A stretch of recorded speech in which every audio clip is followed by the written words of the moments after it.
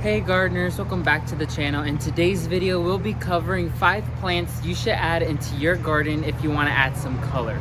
So let's go ahead and jump straight into this video. As you guys know, when we start food forestry, it's a lot of green, lots of foliage colors, because lots of the fruit trees that we grow do not carry lots of color until they start flowering.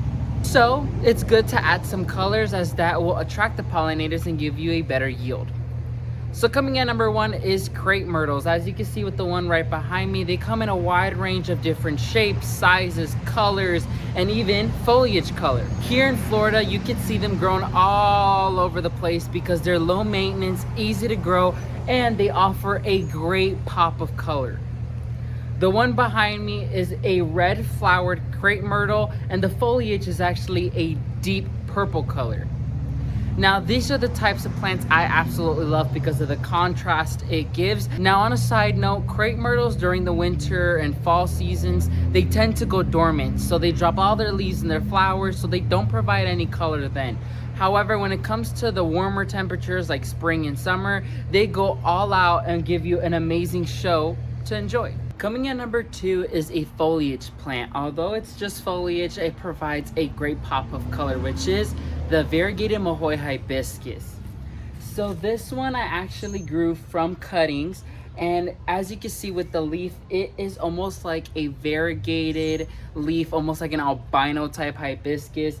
It provides a dark green, creamy white, and even pink hues in the leaves. Now, this is considered a flowering shrub or a foliage shrub.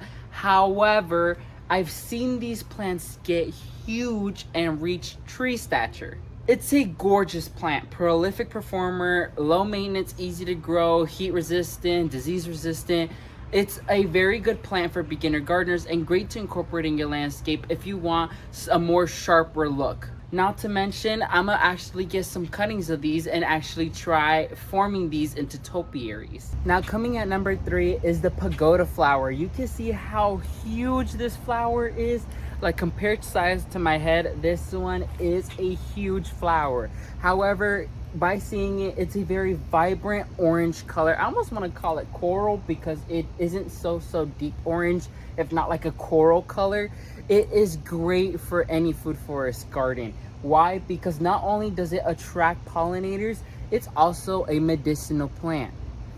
So not only is it serving great for the pollinators and pollinator attraction, but you could actually eat it. It's a prolific performer. This plant is covered in flowers. As a matter of fact, I actually grew this from cuttings, and it started as a very weak plant, and within a few weeks it started filling up nicely, and it's just a phenomenal plant. So if you want a, look at this, I'm just so amazed by how big these plants are. So if you want to pop a color, if you want a easy to grow, low maintenance plant to grow in your landscape, grow yourself a pagoda flower because it will not let you down. So coming at number 4 are roses. So here in South Florida, we cannot grow certain species or varieties of roses like floribunda, climbing roses. Any of those huge type roses do not do well here. However, the knockout roses do awesome here in South Florida. This is the knockout red rose, and it has flourished and done amazing. Although the roses are smaller, the plant produces dozens and dozens of them, and as you can see, they're great for pollinators, as you just saw monarch fly by. And the roses, although they're petite, since there's so much of it, it looks really nice. It's elegant, formal, it's a sharp look in the garden, great for the landscapes. So this is something I highly recommend for any type of gardener looking into getting into like cottage gardening, because this is low maintenance, easy to grow, and great for any beginner because it is heat resistant, disease resistant, great for any Florida gardener because it doesn't give us that much of a hassle like any other type of rose. So coming at number 5 is gingers. Ornamental gingers in general come in a wide range of different shapes, sizes, and colors.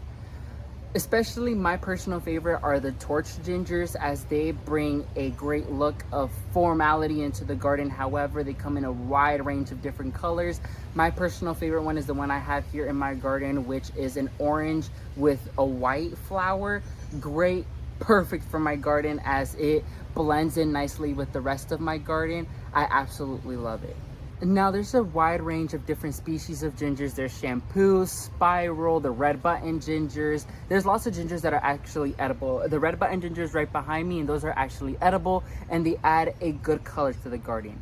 So not all of them have to be ornamental. However, if you want the most color, ornamental gingers are the best way to go. They do go through dormancy as well. Certain gingers, the ornamental gingers especially, do go dormant. So they do go to sleep during the fall and winter, and they come back around June, July, and they start blooming again. So if you see them go to sleep, don't be worried, don't be concerned, don't freak out. They're just asleep, storing energy for the following up year.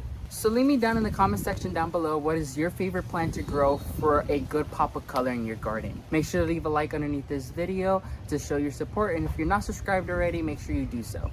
Thank you all so much for watching this video. May God bless you and your entire family, and never forget to grow big, ultimate gardeners. Bye everyone.